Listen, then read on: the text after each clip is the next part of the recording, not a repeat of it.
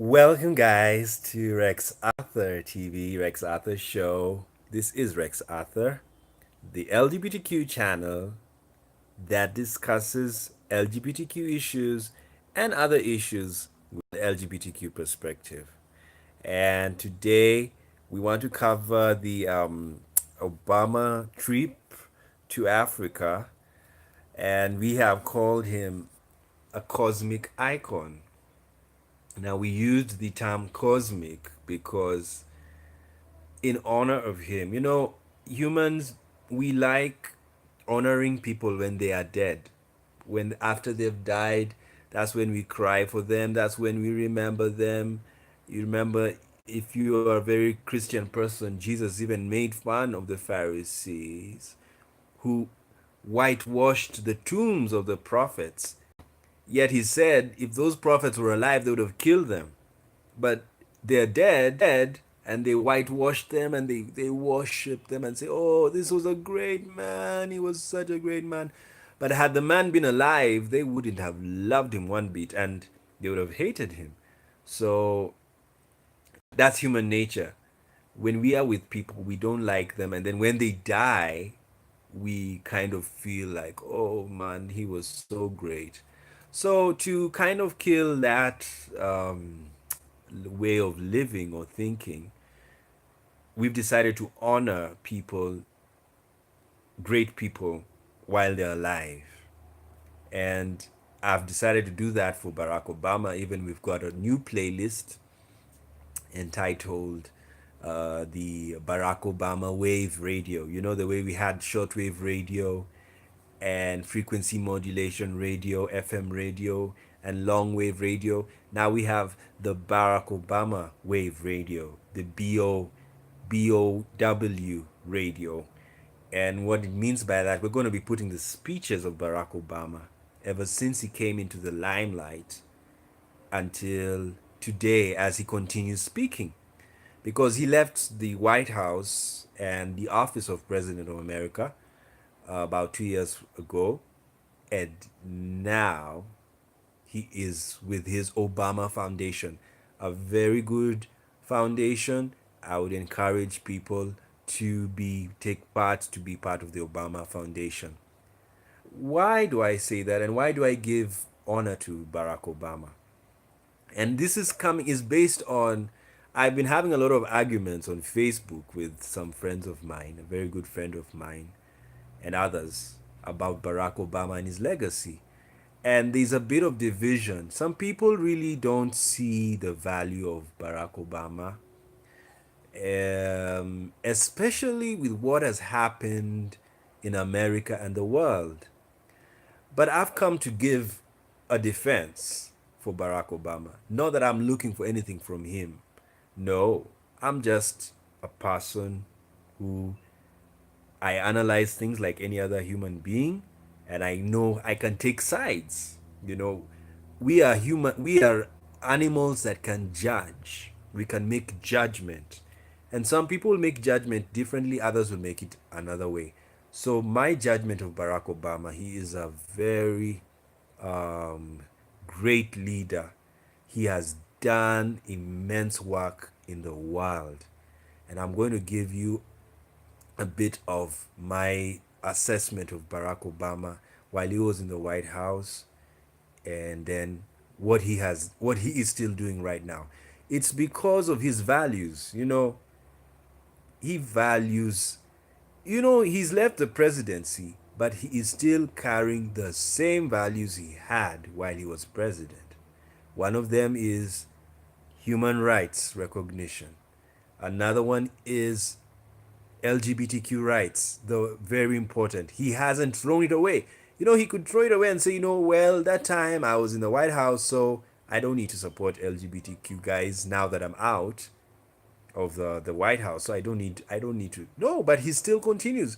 When you go through the Obama Foundation website, you read the criteria of whoever can be part of it, and it's everybody. Everybody, and as we said, every identity that can live in a harmonious world, you know. Now, um, so we want to analyze, first of all, his trip to Africa. First, he came to Kenya. He did very well in Kenya. Went to his to open his sister's school. That is very good. You know, he went specifically to help the young people in the village. And the sister's school, you know, most people would think it's it's in a very posh place, but it's in the village, in the places whereby very remote.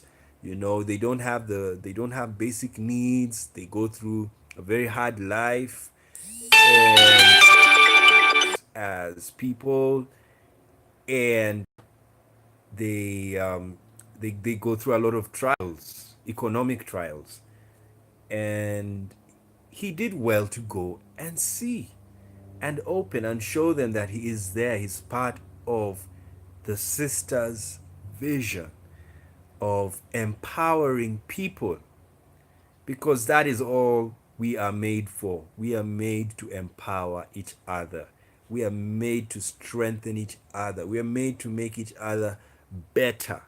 We are made to make the world a better place. You know, I am now on MJ's song is my anthem. Apart from Diana Ross's I'm Coming Out. You know, we're gonna have a list of anthems for Rex Arthur channel and Rivers of Thought, Labo Fikir, and the new one, Queer School of Theology channel. Those are our three channels, and of course we have others, but these are the three ones that are basically connected to Rex Arthur. The rest are on the other side of other deeper issues and not necessarily LGBTQ. But these three channels are LGBTQ channels, plain and simple. Now, the we're going to put the anthems, and we like Diana Ross coming out, and we also like Michael Jackson's Heal the World, and where he said make it a better place. That is what we're to do. Everything we do, be it a song, be it a movie, be it school, be it life, be it discussions, anything we do, we are supposed to make things better and better. That's what you call progress. You don't call it regress. Now, so let's go through. So he did that in Kenya, and Kenya was not really the main focus of Obama's trip to Africa, but it was South Africa, because he was going to give a lecture, and the lecture he gave was the famous was at the annual Mandela lecture that always happens before his birthday. You know, South Africa have had a very nice week last week celebrating Mandela's birthday, and there are very many events that have happened. And now they were remembering Mandela. And I am so glad that Grasa Machel invited him, because I realized Nelson Mandela and Barack Obama are very similar people. Both of them were lawyers. Both of them lived in countries that practiced apartheid. You know, America and South Africa were apartheid societies. And then both of them, they were the first black presidents of their countries. And both of them were have a very weird philosophy, but beautifully weird philosophy of peace and love and togetherness with people. Because Nelson Mandela was not the only freedom fighter in South Africa. He was not the only black activist, you know, the independence activist. That's why I use the word freedom fighter. Freedom meaning black freedom. They were not in servitude. You know, they were put in reserves. So that means you had no freedom. You were controlled. So he fought that. And there were very many other activists apart from Mandela, and some of them were very extreme. And he was also the non-violent. And actually, that's the other thing that's similar between Mandela and Barack Obama. They are both non-violent people.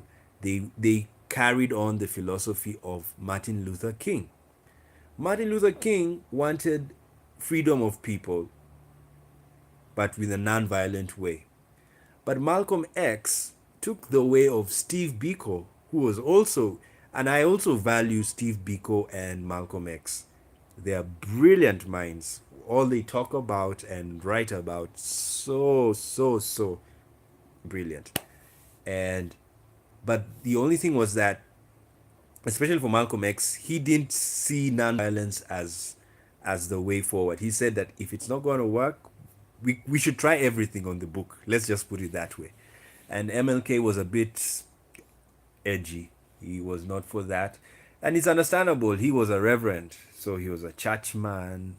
And church people tend to be very, they rather use peaceful means because they're guided by the way Jesus Christ lived his life. So it's understandable. And you see, even Malcolm X did not even stay in Christianity for a reason.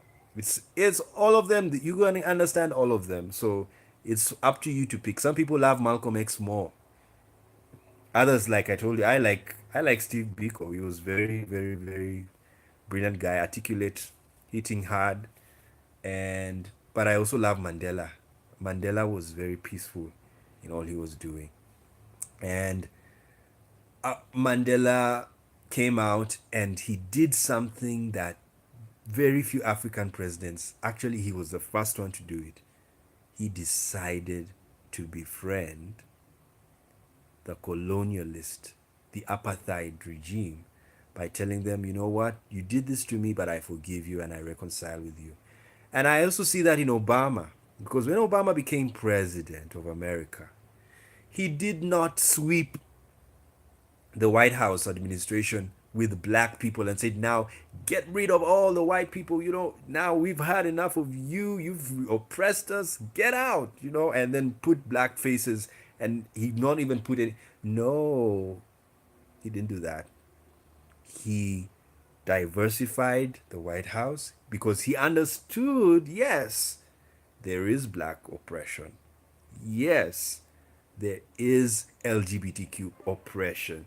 Yes, there is women oppression. But what we're going to do, we will diversify the system to accommodate for each and every person. And he did that the same way as Mandela did.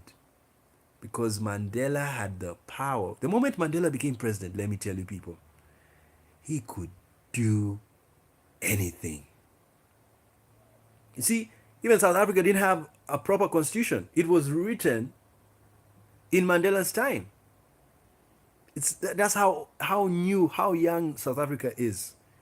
He would have made a constitution that would have given him so much power to get land from the Boers and the white people in South Africa. And I mean, look at what happened to Mugabe. Mugabe was a neighbor of Mandela. They were in the struggle also for independence. But you see, Mugabe took the vengeful route. He wanted to pay, he wanted the colonialists to pay. And if you understand Zimbabwe's history, it's a bit different. It's actually similar to South Africa. The white people in Zimbabwe, majority of them are Zimbabwean. They were born in Zimbabwe. So it was very weird that a Zimbabwean president is removing a Zimbabwean from Zimbabwe because of his color. See, that was wrong.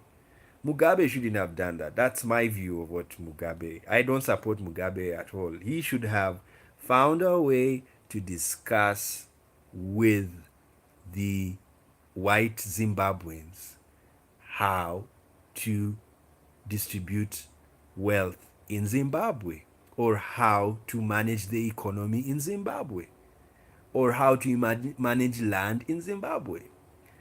And we'll do another video, but not on this channel. This channel is for LGBTQ issues, about land, the land economic policies. And there are very many presidents who did very outrageous things like Mugabe. Then Mandela, like now South Africa is in the middle of a land crisis, and Kenya did a fantastic job. Actually, when you study land history in post-colonial Africa, in my view, Kenya did the best because the president decided, the first president of Kenya, Jomo Kenyatta, decided to give land. He said, he told the whites who they could make a choice to either stay in the country or leave the country. And if they leave the country, then the colonial power was to compensate them for the land they have left. And meanwhile, the land would be now invested in the government of Kenya. So what they did, some of the white settlers, in fact, majority of them left. And it was done very well. If you look at the records, it was a very nice meeting. They were called, and he also brought the freedom fighters to that meeting to under to let the white settlers know that yes, land was really taken from people. You actually stole, or yes, you, it's basically that. And so they had to accept and said, okay, fine. Those of us who will go, and those of us who will not go, there is going to be a government reallocation of the land. So anyway, I won't talk about that here. But as I said, that was, I think that's the best way any African country that was colonized should go. There should always be a meeting with the stakeholders to know what they can do with the land at hand. Because as I've told as I've told you, the land issue is very emotive, and you have to talk to the stakeholders. Secondly, the lands had owners. Now, this is not about land. This is about Barack Obama in Africa. So he did very well to he did very well to give people. Mandela had all the power to do anything to South Africa. And when he had he would have decided to take the land, he said, you know what, black people lost the land, but he did a very peaceful thing. And one of the things was the constitution. The constitution recognized that they are diverse people who are South African. That's number one. Number two, the constitution recognized sexual orientation as a life, as a unit, identity, which is very important. Very important. And I give marks to Mandela because Mandela would have said no. LGBTQ things are not um, LGBT things are not what you call, they don't the LGBT people don't exist, or they're an import from the West, you know, the so-called propaganda from many African statesmen that it's just imported by the West. No, he would have said it, but he said no. He knew that there are different people because Mandela had a different philosophy of life. He valued human life. That's where you have the Ubuntu. I am because you are, you know, and you are because I am. We exist for each other. That's what I'm saying. It's so beautiful that during this era there was Michael Jackson and Whitney Houston and all of these people. They were espousing those beliefs and those thoughts that humanity is one. Actually, we'll also even do a video about human rights history and how Live Aid, you know, when there was famine in Ethiopia and people had concerts to help the people who died because of famine and AIDS and all of these people. Elton John, they are doing a tremendous job in the world. Of course, you know, the world, we like talking about naughtiness, and it sells more than the good. But there are very good things happening out there. And that's why we're happy for the Obama Foundation.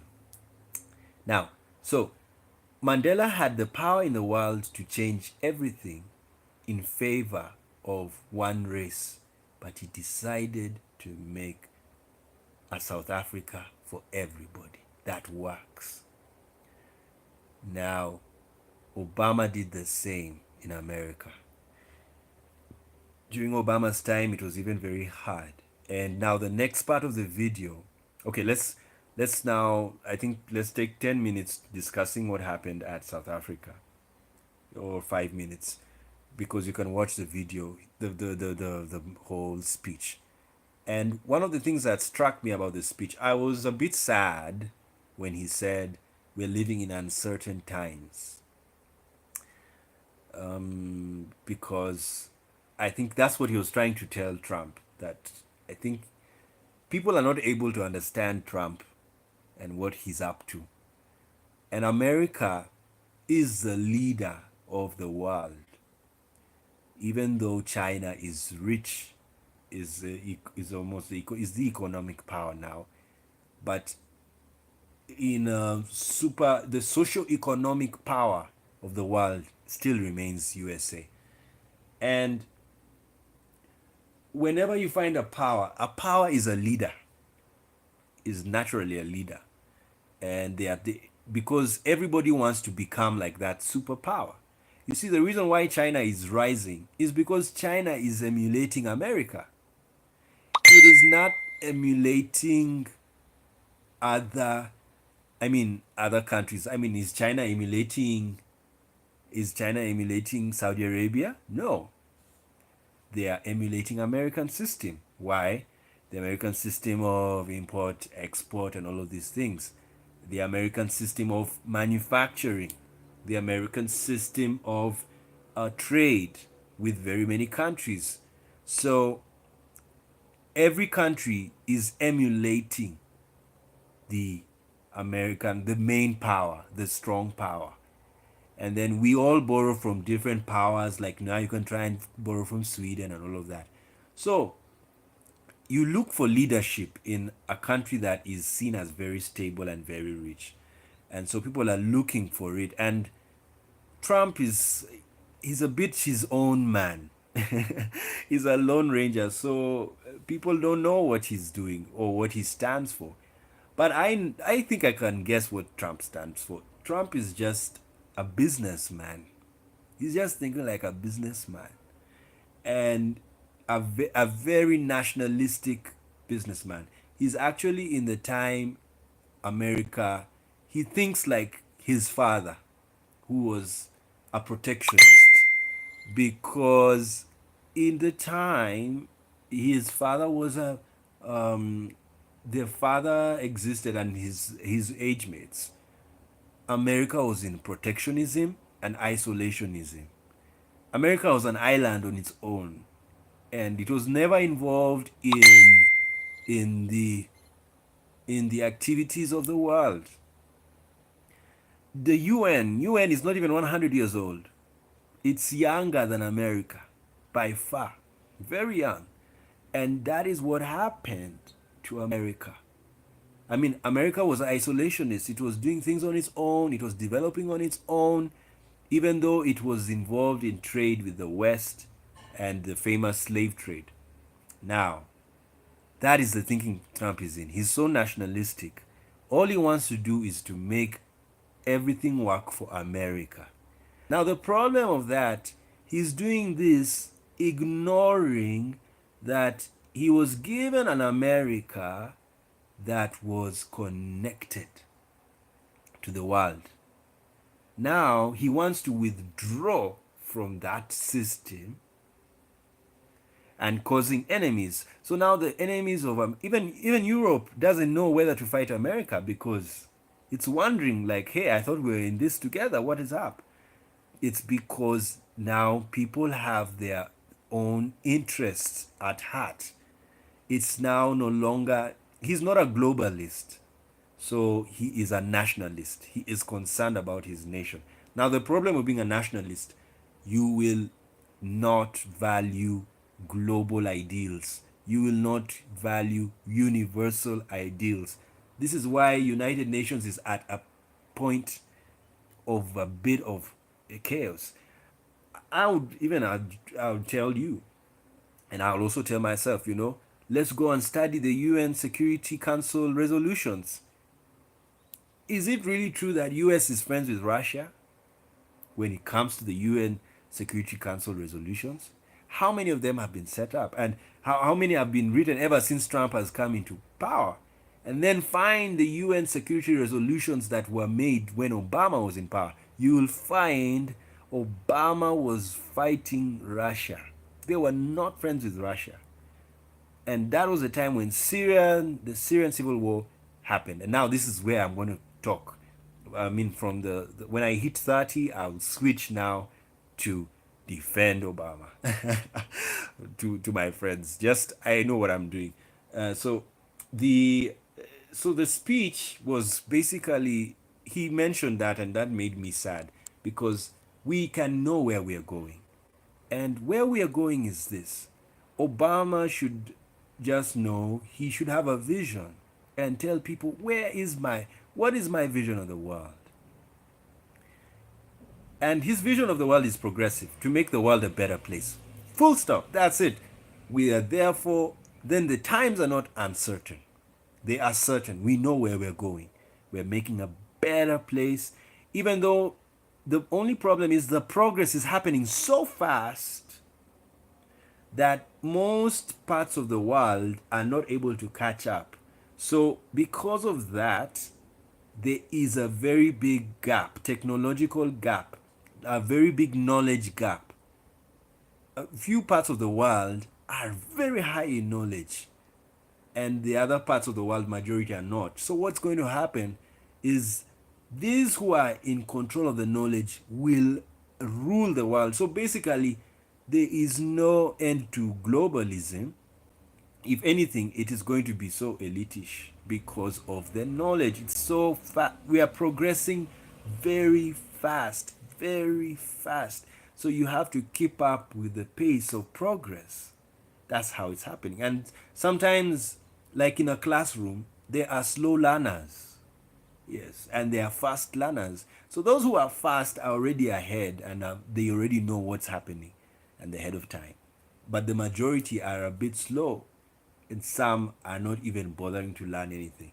So I would say, I think why he's questioning the times, Barack Obama is questioning the times, is because of the driver who is in the driver's seat. The world is like a car, it's like a bus, and America is the driver.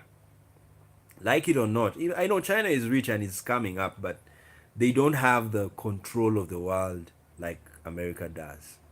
So America is the driver. Trump is the driver. So where is he taking this bus? Well, if he wants to establish peace, which could be what's happening, because when you see what's happening in Syria, the war in Syria has really gone down, though it's not the way it should have been.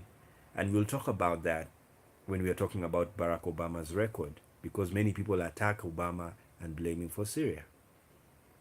But so far, the Middle East is a bit peaceful. And so far, the Kim summit with Trump staved off a war that would have happened, because Kim and Trump are the same. They are just crazy guys. They can blow up each other in 1 minute. Yes, you just study their behaviors. They're just one of a kind.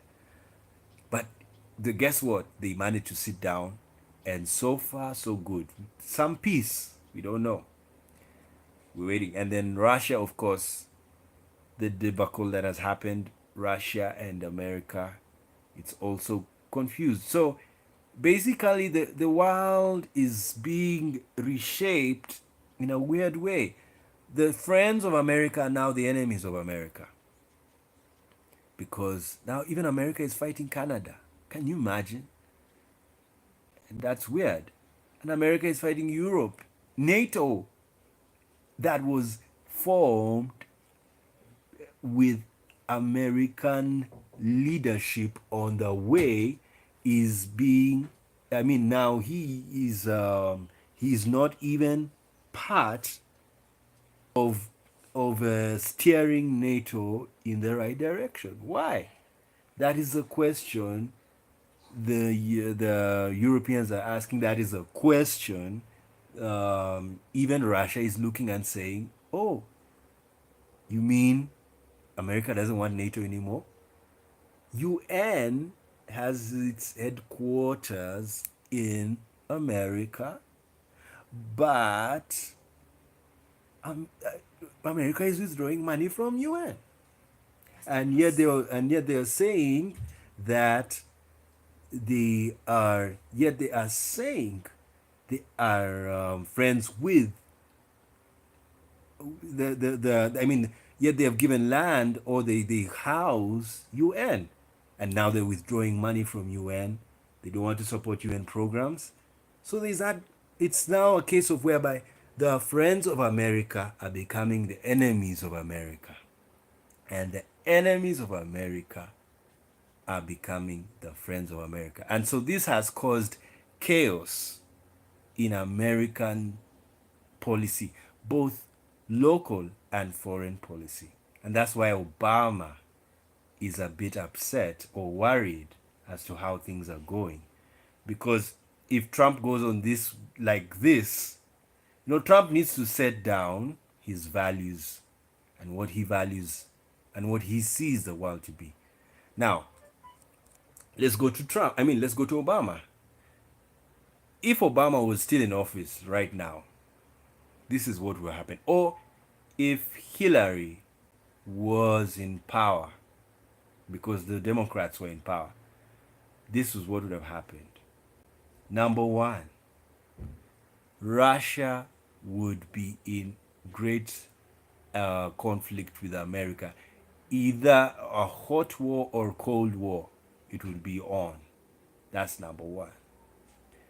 Number two, America would have issues with other states in the world. So what do I mean? Why is it so? Why will there be conflict? It's at least, it's better there will be a conflict than when there is deceitful, you don't know what's happening. You don't know whether, are these people really serious? Are they, it's, you want some clarity. You want to know, like when you're playing chess, why should your playmate now tell you, I want you to move this way? This is how you beat me. Come, yeah, make this move and then you get there. Then, why don't you just come and side with me and just say, I'm with you? So, the problem is Obama has already set values. Trump doesn't have set values.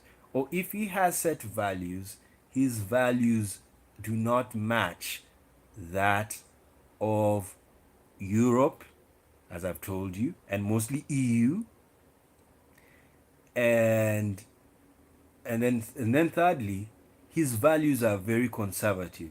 So the conservative world is very happy with Trump. The liberal world is not happy with Trump because his values are not liberal. Obama's values are liberal and universal. And if I'm to pick somebody, I pick Obama because Obama has liberal and universal values. And why now? Let me come to the last part of the video.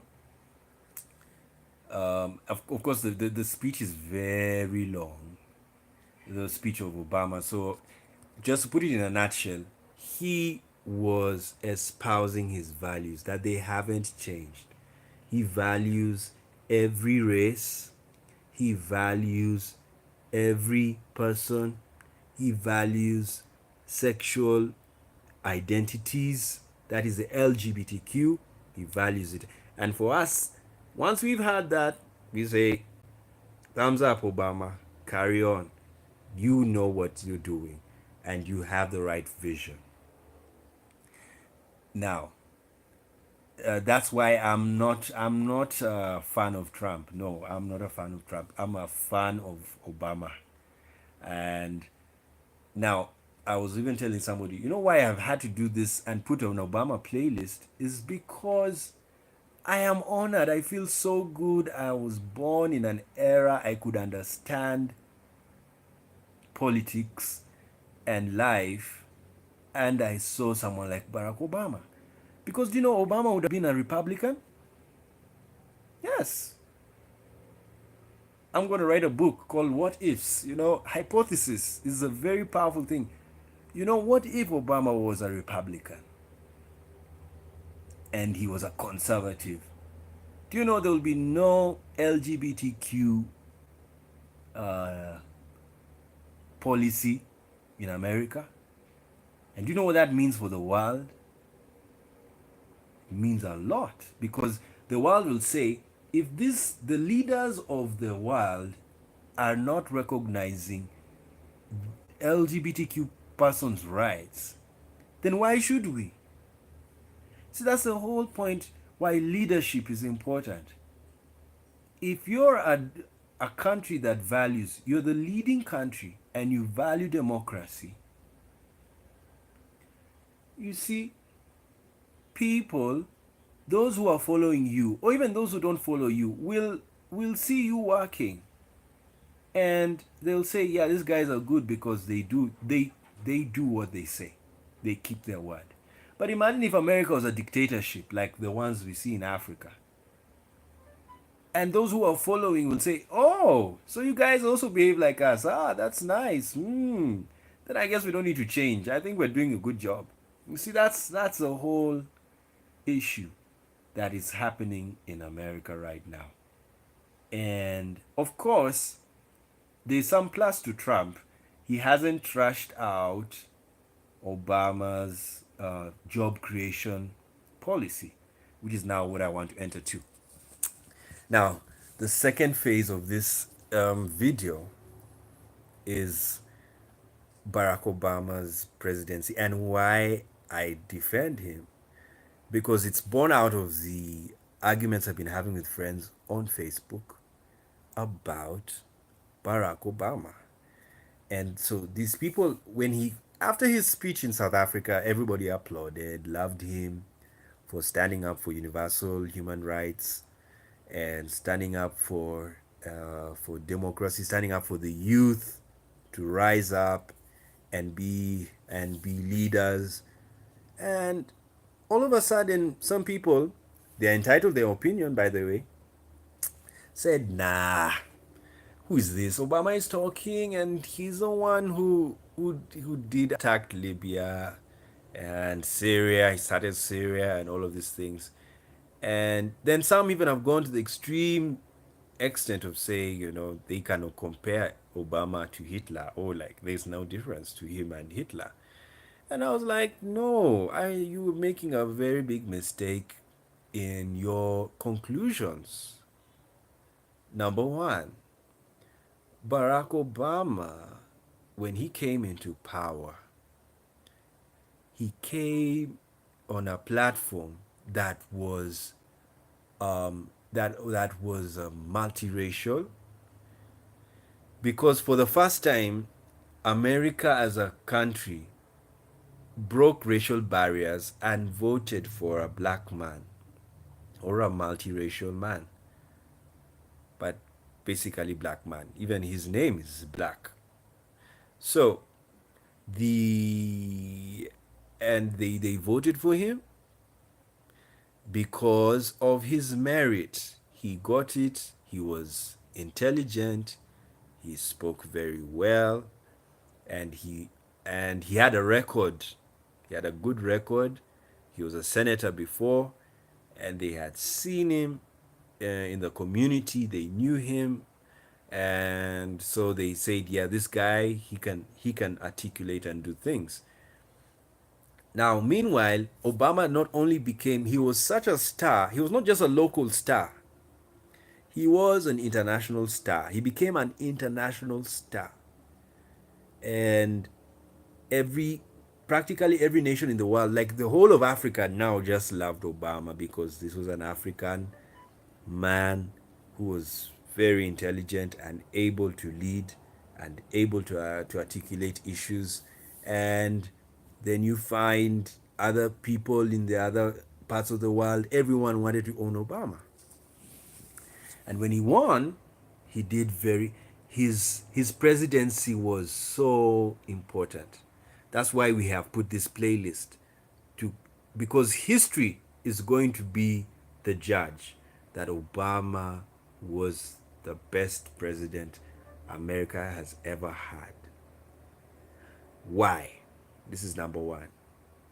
When Obama came in, he went to the Middle East. What did he do to what did he go to do to the Middle East? He went to talk about his values. His values. What were his values? His values were that of human rights, universal human rights. You see, he didn't fear to go and talk to Egyptians. He didn't fear. And they adored him and they listened to him. Now, the other second thing that makes Obama a very weird man, very great man, he was like Martin Luther King. But this time, it's like giving Martin Luther King power. And he was given. And he did it very well. The moment he was given the power and he spoke, I was telling this friend of mine who said he started the war in Syria. I said, no, he didn't start the war in Syria. Because Obama just gave a speech about democracy in Egypt. And that was it. The Egyptians and the other Arabs, do you know that Egyptian address was watched all over the world? You see, the whole world watched that address, and the Middle East took it with all their heart. And it was a powerful speech, one of the best speeches, because he knew how to touch the heart of the Middle Eastern people. Guess what? Did you know before that, before Obama's presidency, who was the president? George Bush. And the Middle East, especially the Muslim countries, did not even want to hear anything from America. America's image at that time was started in the Middle East. It was going to be horrendous to put somebody who doesn't understand or cannot fit in or cannot talk to them. So Obama was a very good mediator for the West and the Muslim nations. And voila, he had his Muslim heritage. Even though he was not a practicing one, he had his Muslim heritage, which kind of worked very well to make him a good mediator, because he went to Egypt and talked to them.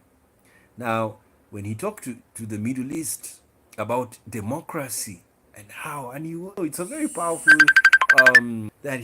very powerful speech that he gave.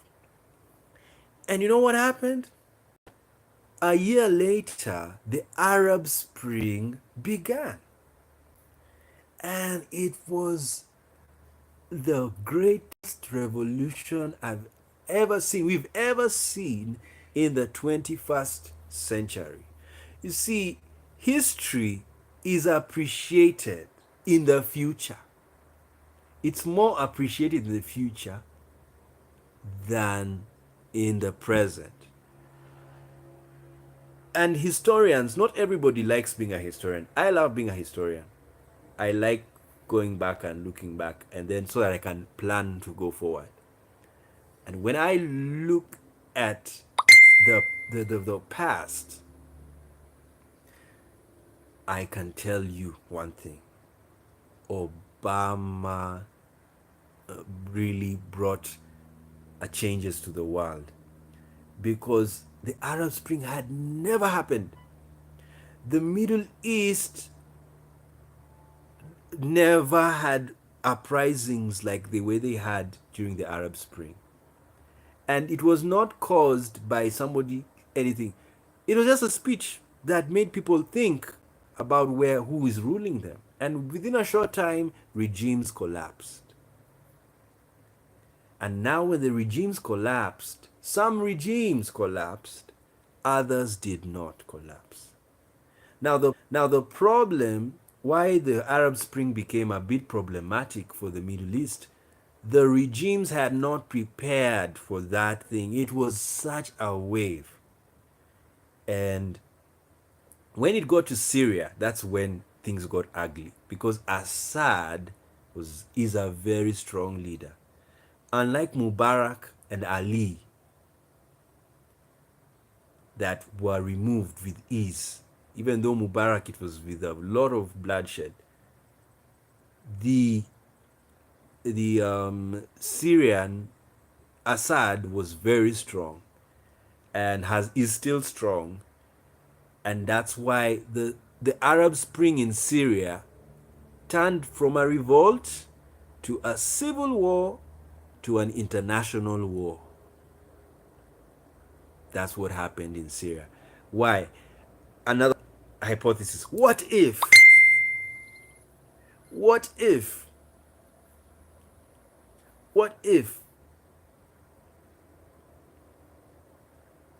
the Arab Spring in Syria succeeded in the year that was 2010?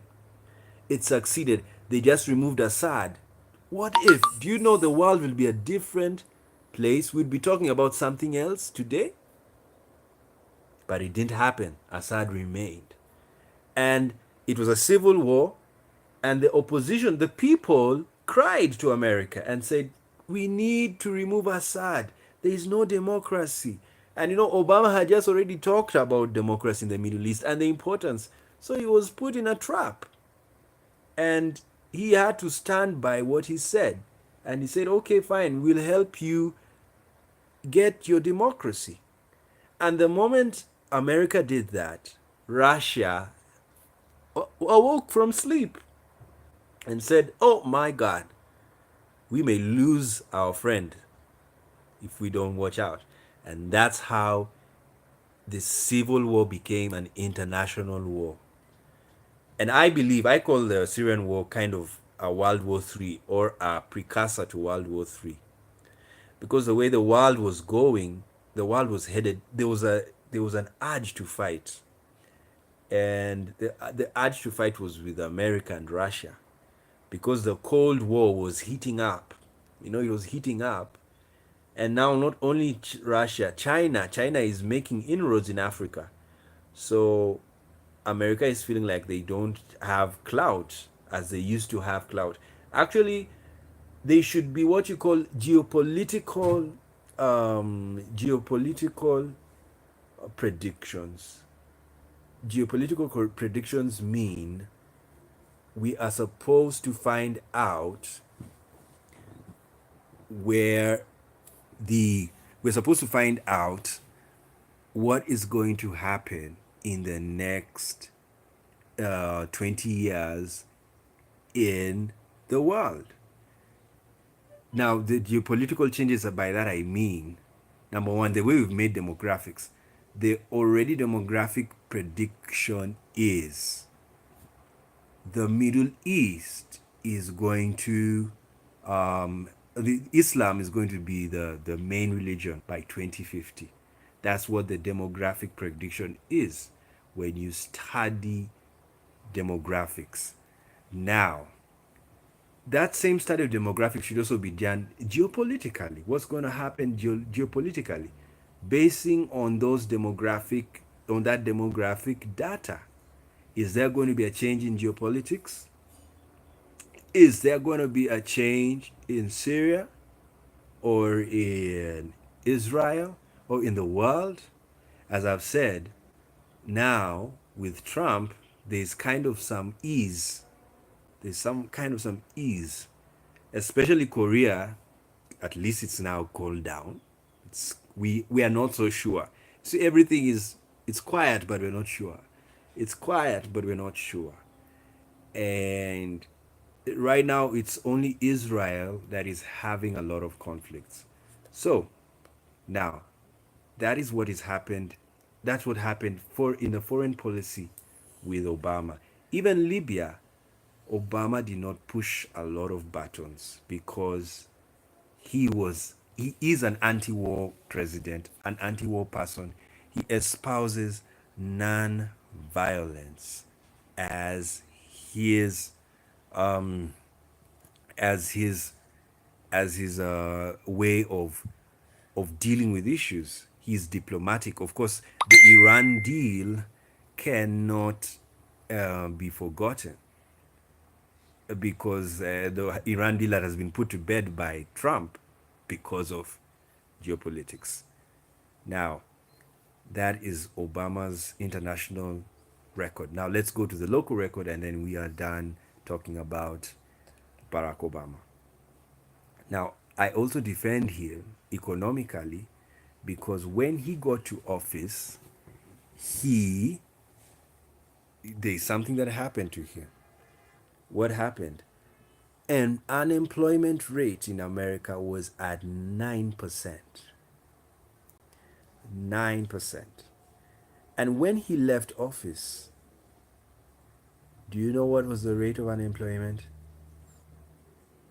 4%. And it's still at 4%. Now, what is the point? I was arguing with somebody and he told me that, Obama, right now with Trump, the unemployment numbers are going down. And I said, yes, but why you should look at who was in office, who has been in office longer than the other. It is the Democrat president, Barack Obama. He had more time in the White House than Trump has had. Trump is just having 3 years. Obama had 8. Now, what does that mean? That any improvement or any non-improvement is based on what Obama did. Now, as I've told you the numbers, the unemployment numbers, do you know Obama would have had a record of 9%, 10%, 13%, 14%, and then leaves office when unemployment is at 20%. But when it is 9, 8, 7, 6, 5, then 4%, you need a sober person could go and see what that guy did. And that tells you Obama actually reduced unemployment levels in America. And now Trump has come in. And so far, not bad, so good, because the unemployment hasn't gone up. Because it would have been that if it was at 4% in 2016, then 2017 it goes to 7%. Then 2018, where we are, it goes to 10% or 9%. Then people would watch out and say, Trump is not doing good. So the beauty, what I'm trying to bring out is now, in the world we're living in, there is what you call data collection. And every year, there's a beauty. The other beauty is science progresses every day, not even every year. Every day, there's something new we get in science. And it's improving data collection, it is improving administration, it's improving governance. So, only a bad government would want to destroy a good record.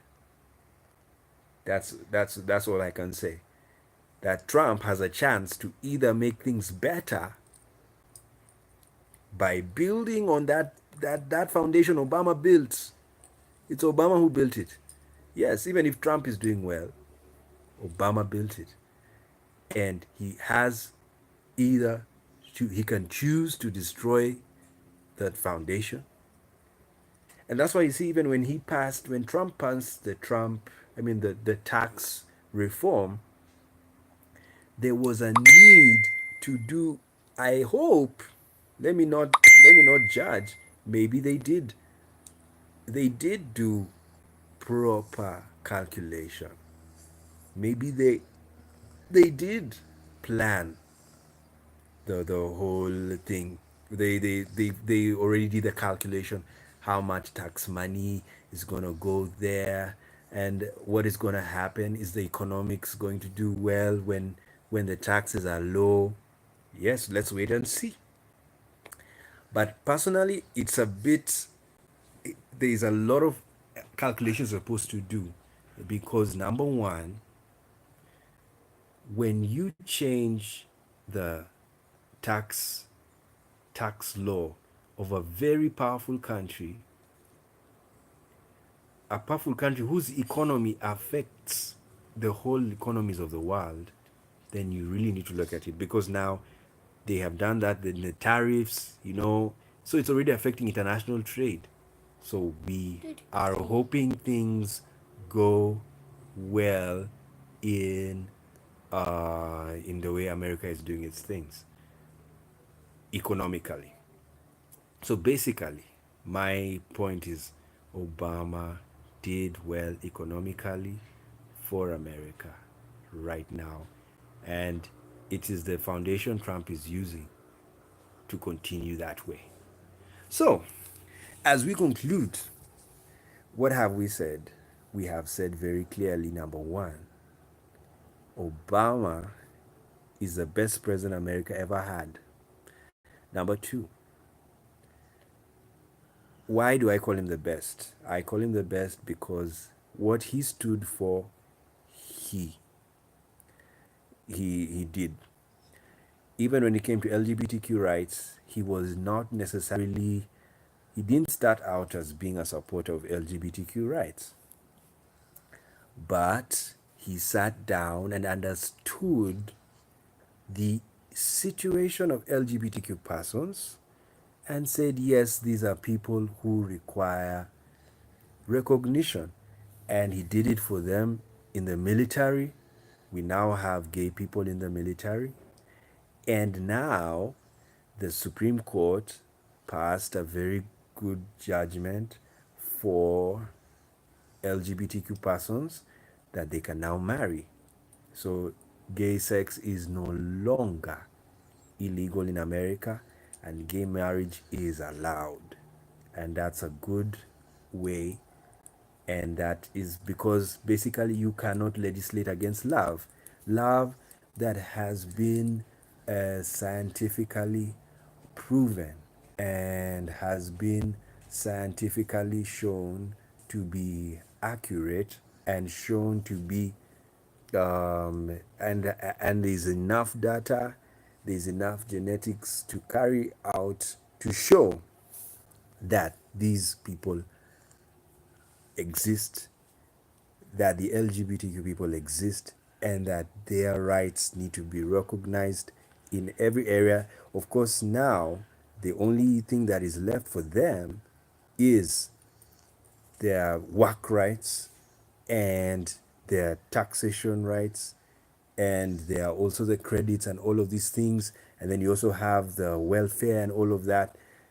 It is all a work in progress, and so far so good. And even though, despite the case that happened with Masterpiece Baker, whereby when the Masterpiece Baker, I mean, you remember the baker who said that no, he cannot bake a cake based on his religious views. Some people viewed that as what do you call it? As a setback to the LGBTQ efforts. And I said, no, it is not a setback to the efforts, because the number one, you are allowed to have your own belief, your religious beliefs. It's your own. And if you want to sell to somebody, you have your right. You can sell to everybody or some people. That's up to you. So this is the only case where I didn't agree with the minority, but I understand where they're coming from, because their view was, if you let the baker, if you allow the baker not to bake a cake for LGBTQ persons, somebody else who has a hotel will say, I will not allow an LGBTQ person in my hotel. And basically, Ginsburg and Sotomayor, those are the justices who dissented. And I clap for them. You know, both of them are very consistent. They are standing with the LGBTQ. What they did well was to say, what they did well is they said that that if you allow the reason why they didn't want to stand with the baker was people will use the judgment, they would abuse the judgment and would have the, what do you call it, like other people will discriminate against others. So there's some people who can discriminate against whites, against blacks, against gay people mostly, because they'll say, well, my religion says that. And you know, guess what, you can create a new religion and say, yeah, my religion says I cannot sell to a white person. My religion says I cannot sell to a black person. My religion says I cannot sell to a lesbian. I mean, that was their reasoning. That's why those judges, the dissenting judges, did dissent, and I respect their dissent. But mine was like, my view to stand with the majority judgment, even though Justice Kennedy read the majority judgment and was on the majority judgment, he made a very good point that gays are now recognized in society. And he said, but he said, even though they are recognized, you know, someone's business is someone's business. And I think that's how I put it. I would, that's why I always told myself, and I always tell people, if I was that couple, I would just leave that baker. Yes, I don't need to go to. I mean, if you don't want to bake for me and my partner a cake, okay, fine. Stick to your guns. Let me go somewhere else. I mean, it's a free world. You may be good, but you have a problem. You're ignorant. You don't know that gay people exist. And so that's why I chose to go by the majority judgment. So that is my kind of my thoughts, thinking out loud about Barack Obama. And yes, I'm very happy for him, and I'm happy for his foundation. I wish him all the best. And I know it's not an easy road. You know, Obama is just an MLK who hasn't been shot. Yes, it's very true. And um, I think that's why some people would want to know, why do we need to listen to him? Yes, we do. He had a good vision. Actually, my take would have been, I wish Obama was a Secretary General of the UN. But the reason why he didn't get it, of course, during that time, the time of replacement, he was still the president of America. And but another thing I have a problem with is the Secretary General of the UN is not very powerful. He's not as powerful as the American president. So I think he did a good job. And he sticks to his guns. Of course, he's not a perfect person. He has made mistakes. But the best things he did, and this is where I finish, he supported human rights. He supported LGBTQ rights. And we love him for that forever and ever. And he's our cosmic icon, and we will follow him and his speeches. We will put them on the playlist called Barack Obama Wave Radio, so that we can listen and listen and carry the same vision. Because what I like of his vision, it's progressive. It is to make the world a better place. It is diverse. You see, it is tolerant. We tolerate each other. We are friends with each other. I mean, that's the world.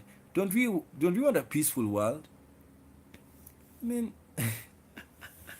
yes, don't we want a peaceful world? And don't we want to love one another?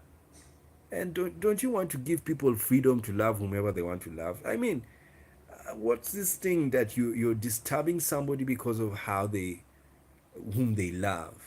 In the 21st century, you're mad. You're really gone. You should let people love whom they want to love, whom they want to marry. I mean, is marriage that bad that you can't allow two men to marry? Is marriage that bad that you can't allow two women to marry?